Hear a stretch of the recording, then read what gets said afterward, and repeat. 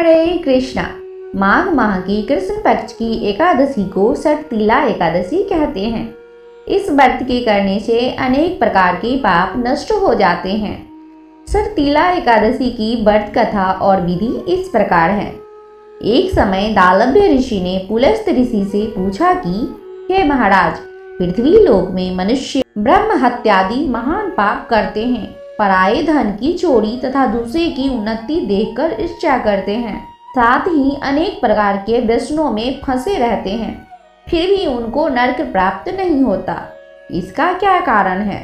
वे न जाने कौन सा दान पुण्य करते हैं जिससे उनके पाप नष्ट हो जाते हैं। यह सब कृपा पूर्वक आप कहिए। पुलस्त मुनि कहने लगे कि हे महाभाग, आपने मुझसे अत्यंत गंभीर प्रश्न पूछा है। इससे संसार के जीवों का अत्यंत भला होगा। इस भेद को ब्रह्मा, विष्णु, रुद्र तथा इंद्र आदि भी नहीं जानते, परंतु मैं आपको यह गुप्त तत्व अवश्य बताऊंगा। उन्होंने कहा कि माघ मास लगते ही मनुष्य को स्नान आदि करके शुद्ध रहना चाहिए।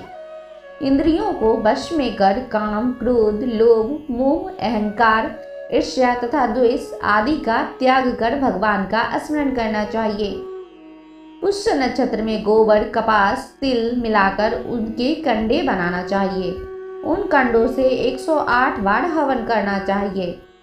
उस दिन मूल नक्षत्र हो और एकादशी तिथि हो तो अच्छे पुण्य देने वाले नियमों को ग्रहण करें। स्नान आदि नित्य क्रिया से निर्भीत होकर सब देवताओं के देव श्री भगवान का पूजन करें और एकादशी व्रत धारण करें। रात्रि को जागरण करना चाहिए। उसके दूसरे दिन धूप, दीप, नैवेद्य आदि से भगवान का पूजन करके खिचड़ी का भोग लगाएं। तत्पश्चात पेठा, नारियल, सीताफल या सुपारी का अर्घ्य देकर स्तुति करनी चाहिए।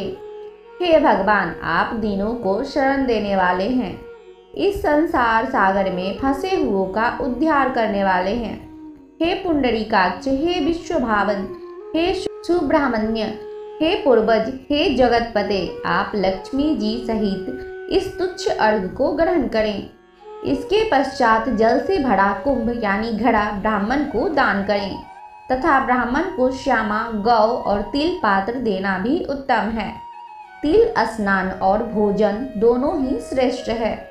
इस प्रकार जो मनुष्य जितने तिलों का दान करता है उतने ही 1000 वर्ष स्वर्ग में वास करता है।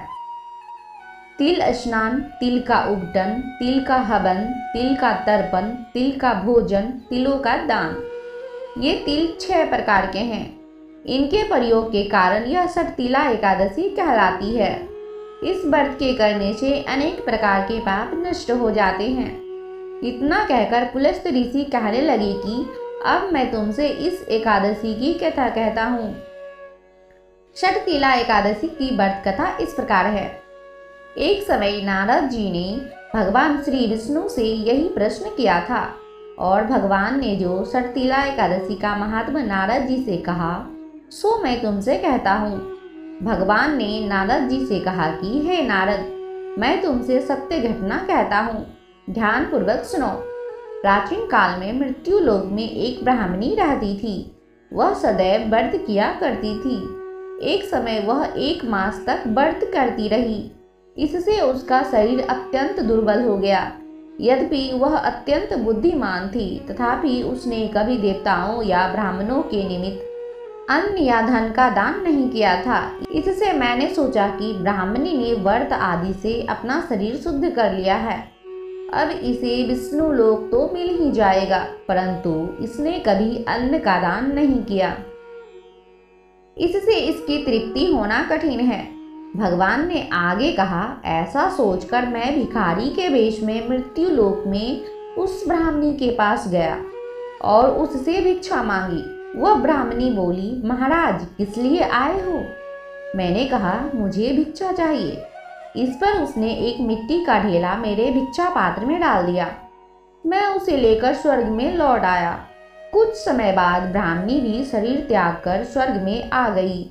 उस ब्राह्मणी को मिट्टी का दान करने से स्वर्ग में सुंदर महल मिला, परंतु उसने अपने घर को अन्न आदि सब सामग्रियों से शून्य पाया। घबराकर वह मेरे पास आई और कहने लगी कि हे भगवान, मैंने अनेक व्रत आदि से आपकी पूजा की, परंतु फिर भी मेरा घर अन्न आदि सब वस्तुओं से शून्य है। इसका क्या कारण है? इस पर मैंने कहा, पहले तुम अपने घर जाओ, देव स्त्रियां आएगी तुम्हें देखने के लिए। पहले उनसे षटतिला एकादशी का पुण्य और विधि सुन लो, तब द्वार खोलना। मेरे ऐसे वचन सुनकर वह अपने घर गई।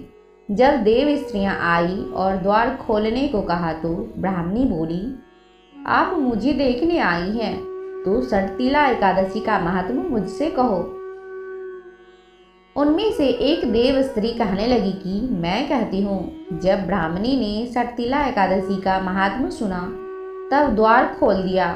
देवागणनाओं ने उनको देखा कि ना तो वह गांधारवी है और ना आसुरी है, वरन पहले जैसी मानुषी है। उस ब्राह्मणी ने उनके कथानुसार षटतिला एकादशी का व्रत किया। इसके प्रभाव से वह सुंदर और रूपवती हो गई तथा उसका घर अन्न आदि समस्त सामग्रियों से युक्त हो गया।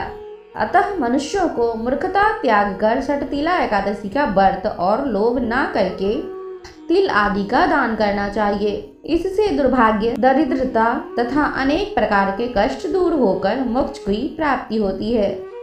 आई होप ये कथा आपको पसंद आई होगी, तो वीडियो को जरूर से जरूर लाइक कर दीजिए और चैनल पे पहली बार आए हैं तो चैनल को सब्सक्राइब कर लीजिए और वीडियो को ज़्यादा से ज़्यादा शेयर कीजिए, ताकि जो लोग भी इन कथाओं का श्रवण करेंगे उनका आधा पुण्य आपको मिलेगा। तो जरूर से जरूर शेयर कीजिए। हरे कृष्ण।